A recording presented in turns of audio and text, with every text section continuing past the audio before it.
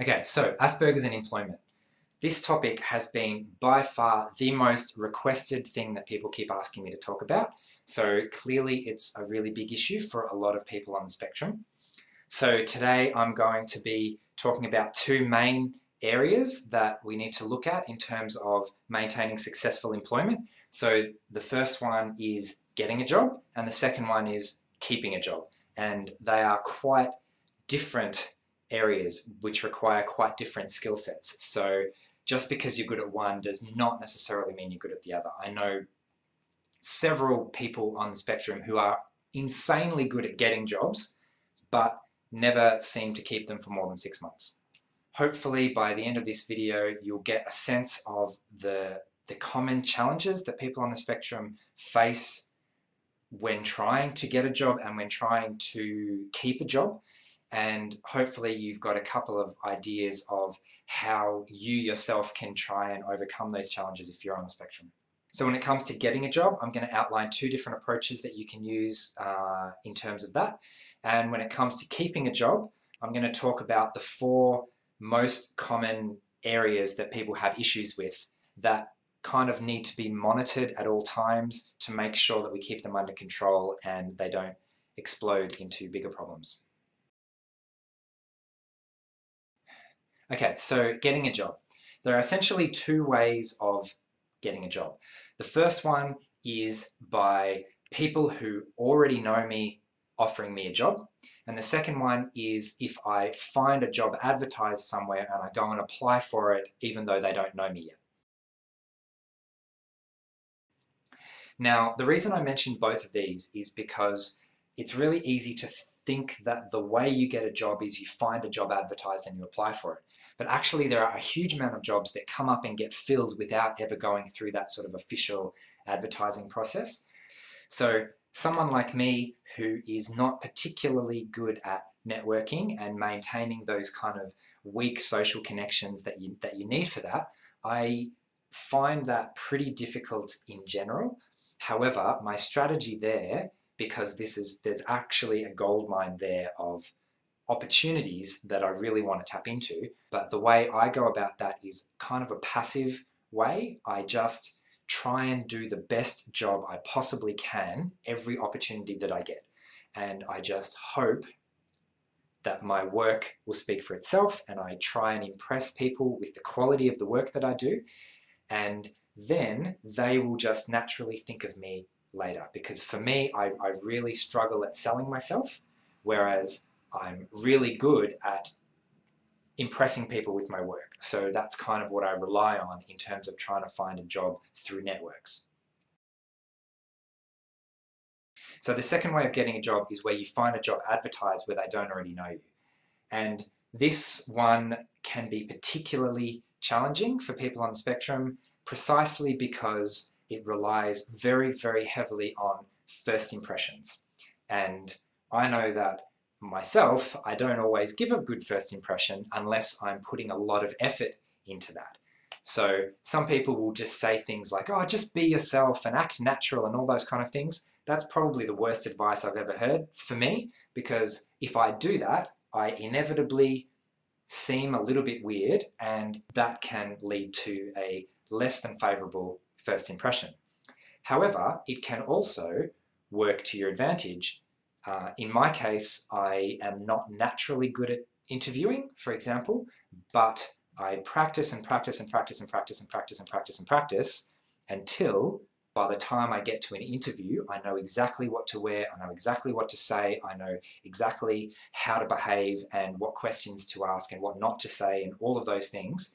And I essentially put on a show and perform for that 10 minutes or half an hour, or whatever it is. And because I've put so much effort into doing that really well, then that has opened up a lot of doors for me. However, that was clearly not a natural skill of mine. And actually I can remember a little while back before there was a big interview coming up and I was telling a friend that, you know, I'm going for a big interview. And so we did a bit of a practice. And the first thing she said was, okay, so tell me a bit about yourself. And my response was, well, what do you want to know? Which is a terrible response to that question. So clearly I hadn't practiced enough at that point, but by the time I got to the job interview, when they said, so tell me a bit about yourself, I went bam, bam, bam, bam, bam, all of these things that I knew were really a really good way to reflect who I am and exactly what they wanted to hear, and essentially proved to them that I was a good fit for the job and I knew what the job was and that I was socially aware enough to do all the right things and say all the right things. For better or worse, you kind of get one shot at a first impression, and there's no point trying to ask for any concessions at that stage. So unfortunately, anything about me that's a little bit weird or a little bit difficult to understand, or any accommodations that I might need to do a good job, I'm not allowed to show that in that first impression. Otherwise, it will seriously hurt me. The harsh reality is you get no concessions on that first impression. So an example of that is I've got a friend who has Aspergers and OCD, and the OCD means he doesn't like touching things for germ reasons, right? So shaking hands is really difficult. But professionally, he needed to learn how to shake hands, because in that first 10 seconds, you can't say, hi, my name is, sorry, I don't shake hands. People aren't going to understand in that first impression. There's no time to explain in those first 10 seconds.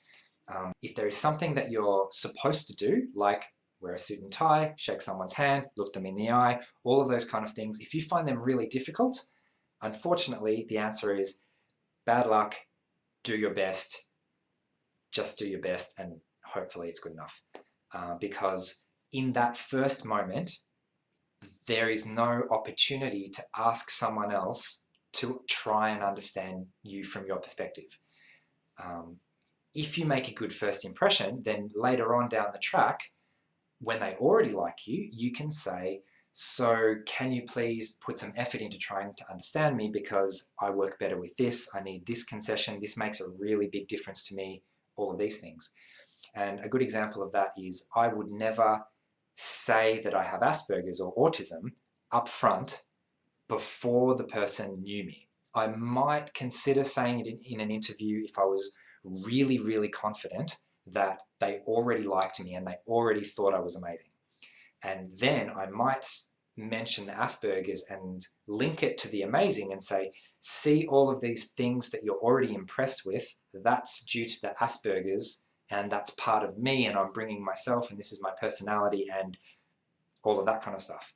However, that's only after they like me. I would never say that in advance, because every time you give someone something they're not expecting, it's a barrier and they're sort of like, oh, I wasn't expecting that, I'm not sure about that. So a good first impression relies on giving someone exactly what they expect, telling them exactly what they want to hear, and sort of ticking all of their boxes, which sounds a little bit superficial from my point of view anyway, so it makes it hard to do, but unfortunately that's just the way these things work in the real world. So anyway, they are my thoughts on how to get a job with those two different approaches. Hopefully you found some of that helpful or interesting.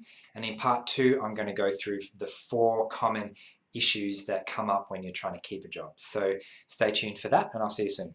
Bye. If you like this video, please give it a thumbs up and hit subscribe for weekly content just like this one. If you'd like to get even more involved, you can join the discussion on social media or support me by becoming a patron. Finally, I value your time, and you'll notice all my videos are ad-free, so please help me to cover what you want to hear by leaving me a comment and telling me what you think. So thanks for watching, and I'll see you another time.